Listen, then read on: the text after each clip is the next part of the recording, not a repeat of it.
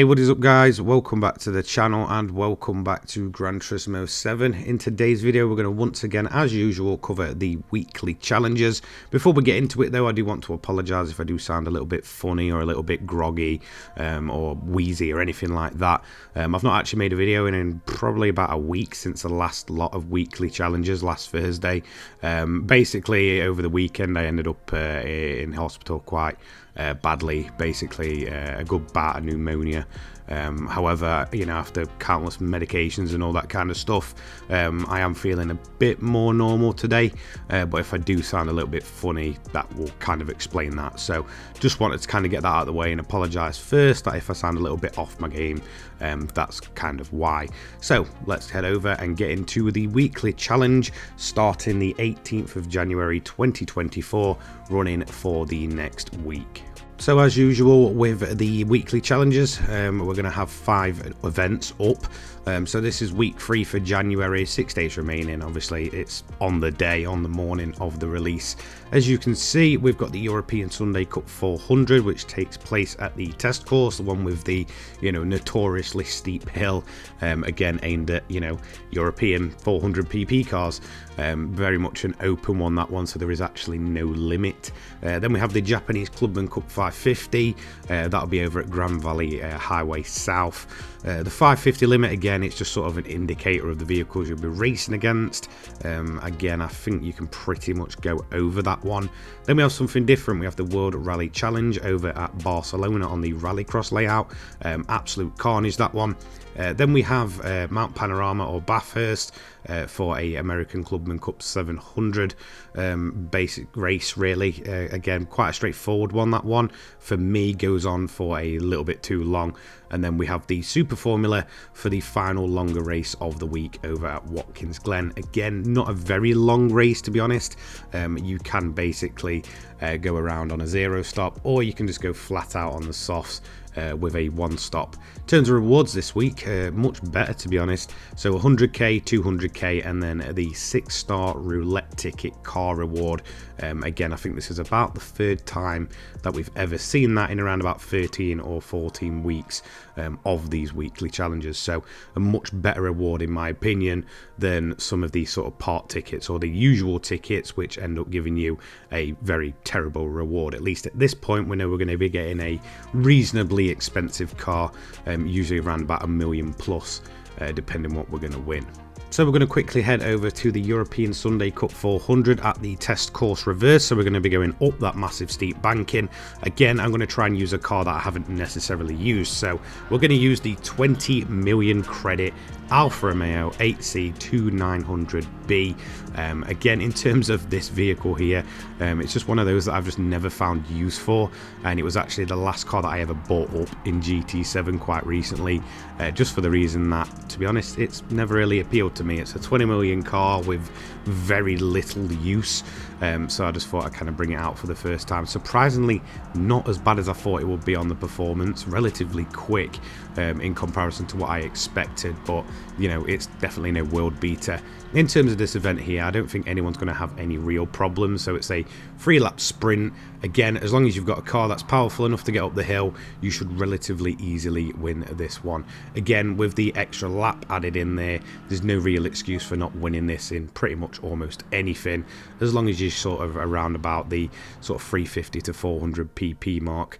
So in terms of the event itself, I didn't end up with a clean race bonus. I think I ended up clattering into the side of the Peugeot at some point, but 10.5k for the standard payout. Obviously add 50% on for the clean race bonus. In fact, I did get the clean race bonus, which is rather quite surprising. So I ended up going into the side of the Peugeot, so quite lenient there.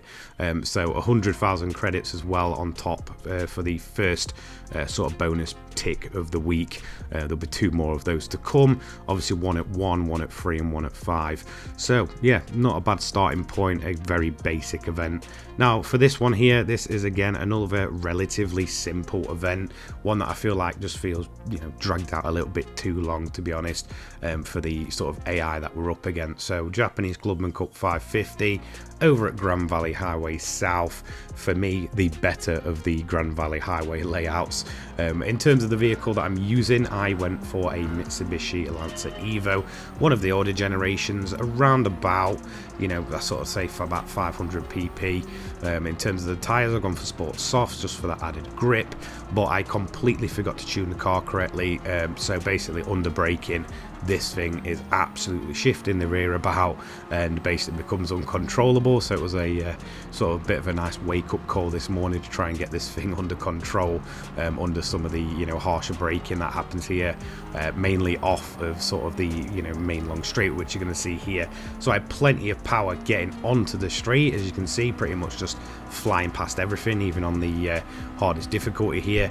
We get to the left-hander, and then obviously you've got the braking zone. We put the brakes on and the car just sort of breaks away, and we do end up clattering the side of the RX-7 there, and then the Honda goes into the side of us. So, you know, lost a little bit of time there, but to be totally honest, I think almost anyone can get away with winning this one relatively easy. I don't think it is PP capped, so, you know, you can go above and beyond if you really want to. So eventually we overtook the Evo, and that was it, job done there. Nice easy win for tick number 2 of the week. So obviously no bonus reward to go with this one, it is just going to be the pure payout itself. So we took away 55,000 credits there. Obviously didn't get the clean race bonus, I'd say. In terms of the overall length, that's quite a decent payout anyway.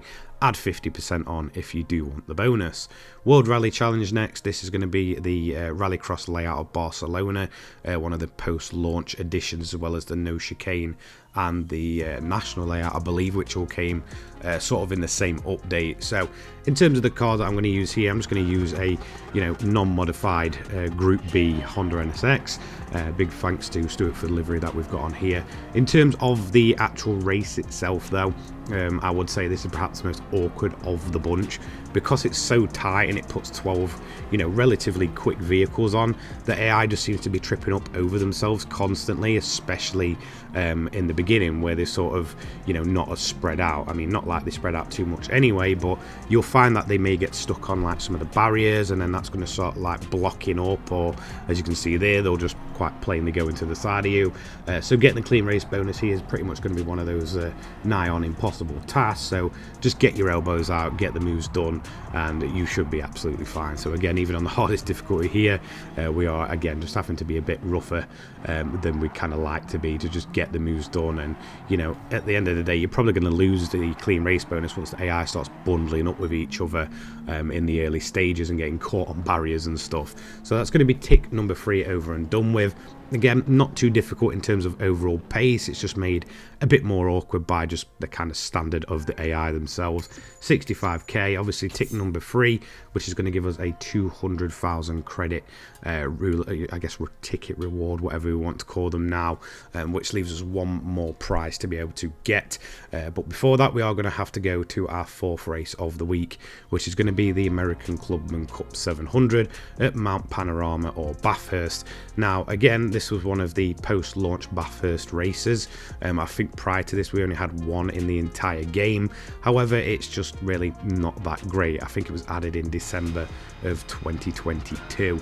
So to be honest, it just feels like it's dragged out far too long for a 16 car grid, mainly comprised of sort of road going cars. It's a very mixed bag. Some cars are very quick, some are very slow.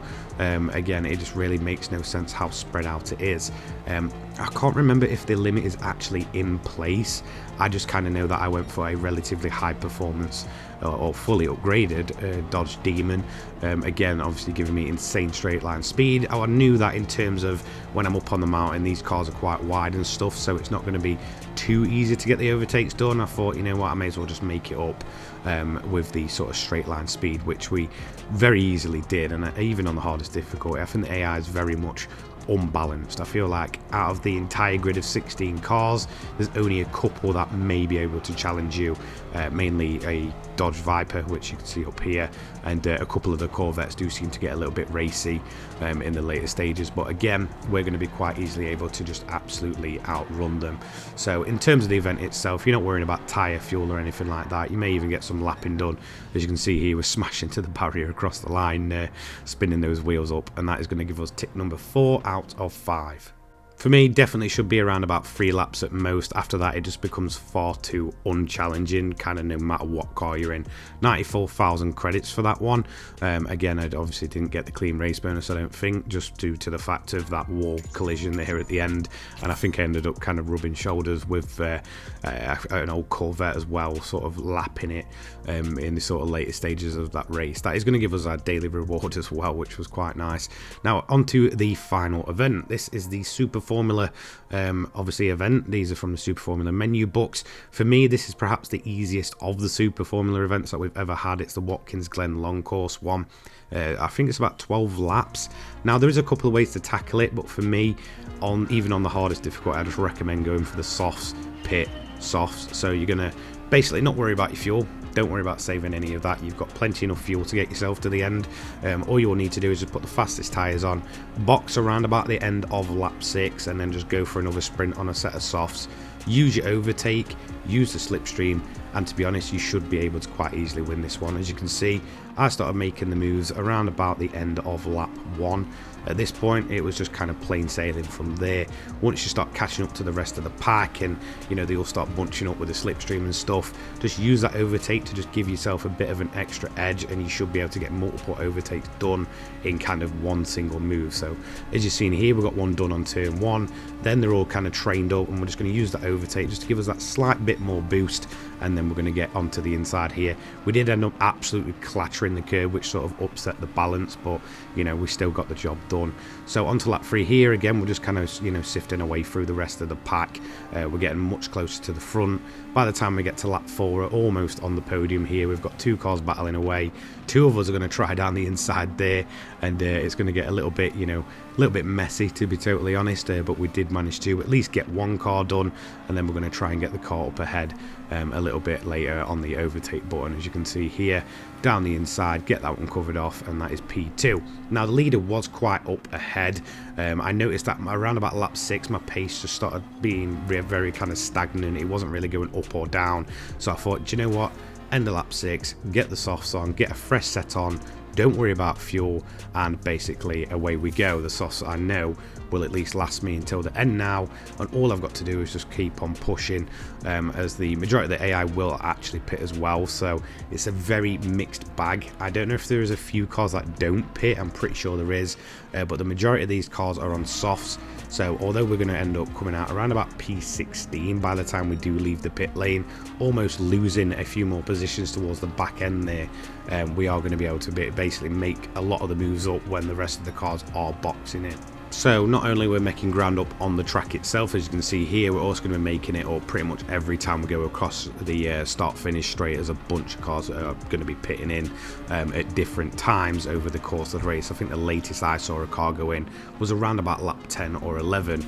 Now, as you can see up front, we do have a car out here, but we are going to be able to make easy work there. Again, different tyre compounds, I believe. I think that was one of the cars that doesn't really pit. I'm pretty sure that is one that doesn't, and again, we're just going to be able to, you know, use the extra pace advantage on the softs, and then use up the rest of the overtake, and ensure that we just pull out a nice easy lead, and we're going to get that one done relatively easy. Bit of contact, so we didn't pick up the clean race bonus, but add the 50%, and that is also going to be the final tick of the week, giving us the 6-star roulette ticket car ticket.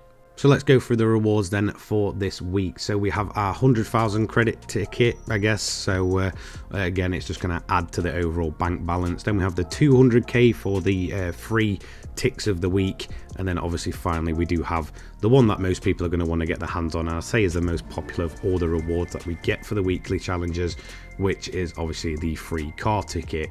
Now, I own all cars in the game, so I'm not really too bothered about what I get. However, I would say I probably got the weakest reward of the bunch, but it is worth a decent chunk of change. The M3 GT from 2011. Shame it's just not that great of a car.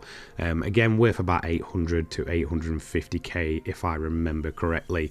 So there we go. That is the weekly challenges for this week, beginning the 18th of January 2024. Once again, apologies if I do sound a little bit funny or a little bit out of breath and stuff. Hopefully, you know, now I'm picking up, I should start to feel and sound a little bit better over the coming days. So thank you so much. I will see you in the next one. Take care, guys. Peace.